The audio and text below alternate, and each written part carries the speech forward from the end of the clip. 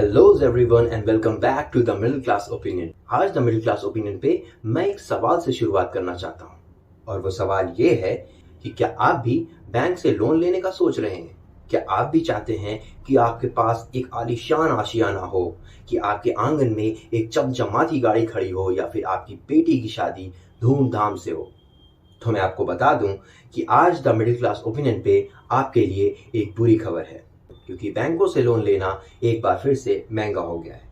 Yes, for the second time in the last 2 months, RBI has again increased the repo rate with which it lends money to the commercial banks. यानी कि पिछले 2 महीनों में ये दूसरी बार है कि आरबीआई ने कमर्शियल बैंक्स यानी कि जहां से हम और आप लोन्स लेते हैं उनको आरबीआई द्वारा दिए जाने वाले लोन्स की दरें बढ़ा दी हैं। इसका मतलब कि हमारी और आपकी जेबों पर अब ईएमआई का बोझ और भी भारी होगा। तो आइए जानते हैं कि ये पूरा माजरा क्या है, आखिर क्या है कारण इसके पीछे कि एक बार फिर से ईएमआई की दरें महंगी हो गई हैं।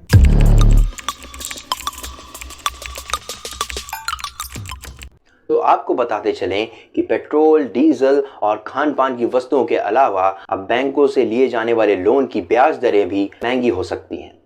तो हाल ही में खबर ये आई है कि 6 सदस्यों द्वारा गठित की गई आरबीआई की मॉनिटरी पॉलिसी कमेटी यानी कि वो कमेटी एक ऐसा ग्रुप जो कि आरबीआई के लिए पॉलिसीज बनाता है। मॉनिटरी पॉलिसी कमेटी एक ऐसी कमेटी है जो मार्केट में महंगाई के दर यानी कि इन्फ्लेशन को मद्देनजर रखते हुए उसको ऑब्जर्व करके आरबीआई के लिए पॉलिसी चेंजेस करते हैं या फिर उनके रेट्स में बदलाव करते हैं in order to maintain a balanced economy of the country as far as possible.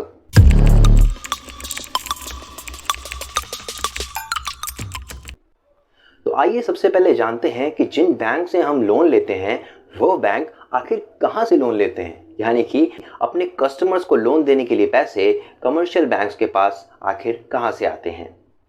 तो आपको बता दें कि कस्टमर्स द्वारा जमा किए गए पैसों के अलावा अगर कमर्शियल बैंक्स यानी कि वो बैंक जहां से हम और आप लोन लेते हैं उनको पैसों की ज़रूरत पड़ती है तो वो रिजर्व बैंक ऑफ इंडिया यानी कि आरबीआई से लोन लेते हैं, यानी कि आरबीआई से पैसे उधार लेते हैं। तो बदले में आरबीआई उन पर जो इंटरेस्ट रेट इम्पोज करता है यानी कि जिस ब्याज दर के साथ आरबीआई कमर्शियल बैंक्स को पैसे देता है उस ब्याज दर को कहते हैं repo rate. Repo rate is the interest rate to the commercial banks by the central bank of any country। यानी कि जो हम बात कर रहे हैं कि बीते 2 महीनों में आरबीआई ने ये दूसरी बार रेपो रेट बढ़ाई है, तो उस रेपो रेट का मतलब यही होता है कि रेपो रेट एक ऐसा रेट है, एक ऐसा ब्याज दर है जिस पे सेंट्रल बैंक यानी कि आरबीआई कमर्शियल बैंक्स को लोन देता है। तो आइए लगे हाथ ये भी जान लेते हैं कि रिवर्स रेपो रेट क्या होता है। तो जैसा कि हम नाम से जान सकते हैं कि रिवर्स रेपो रेट का ठीक उल्टा होता है, यानी कि रेपो रेट जैसा कि हमने जाना वह रेट होता है जिससे सेंट्रल बैंक्स कमर्शियल बैंक्स को लोन देते हैं।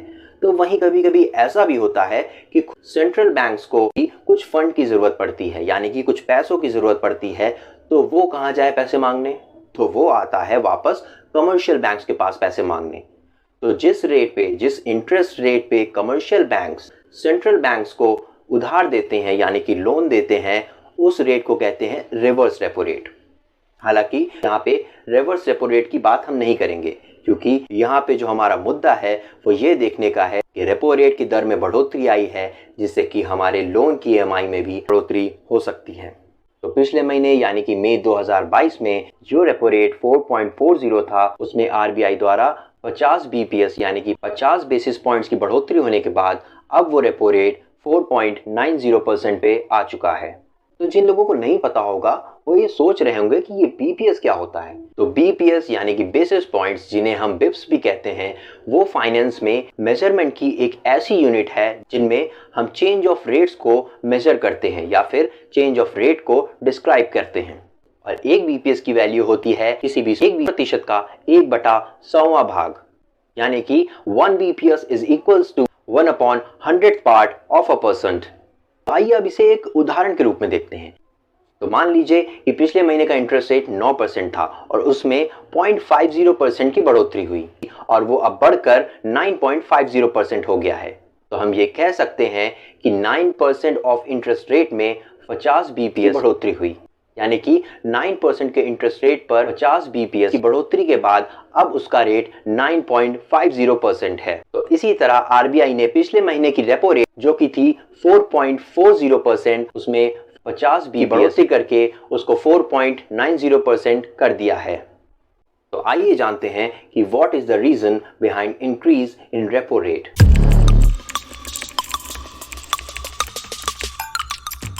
तो आखिर ऐसा क्या हुआ कि 2 महीने में लगातार दूसरी बार आरबीआई को रेपो रेट इंक्रीज करने की जरूरत पड़ गई। तो आपको बता दें कि आरबीआई ने अपना रेपो रेट सिर्फ और सिर्फ इन्फ्लेशन यानी कि महंगाई दर को कंट्रोल करने के लिए किया है।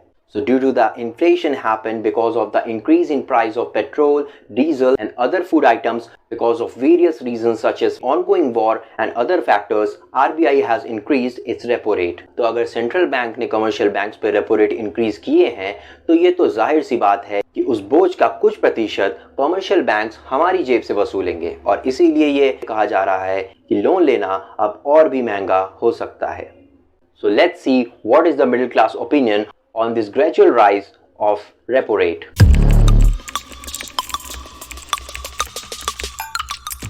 तो आज जहां हम देख रहे हैं कि हमारे देश के ज्यादातर युवा अपने देश की इकोनॉमी और देश की अर्थव्यवस्था को छोड़कर हिंदू मुस्लिम की डिबेट में जुटे हुए हैं, तो हमें एक हेल्दी इकोनॉमी के लिए ये सुनिश्चित करना पड़ेगा कि भारत, यहाँ के युवाओं का दिमाग और उनकी बुद्धि विश्व भर में प्रसिद्ध है, वो अपना दिमाग देश हित में लगाएं, वो अपना दिमाग देश की उन्नति में लगाएं और अपने देश के प्रति भी अपना धर्म वो निभाते रहें। तो हमें ये सुनिश्चित करना होगा कि ये हिंदू मुस्लिम के डिबेट के साथ साथ ही हम अपने देश और अपने देश की उन्नति में भी भागीदारी करें, इससे धर्म के साथ साथ हमारे देश और हमारी कर्म भूमि की भी उन्नति हो सके। नमस्कार।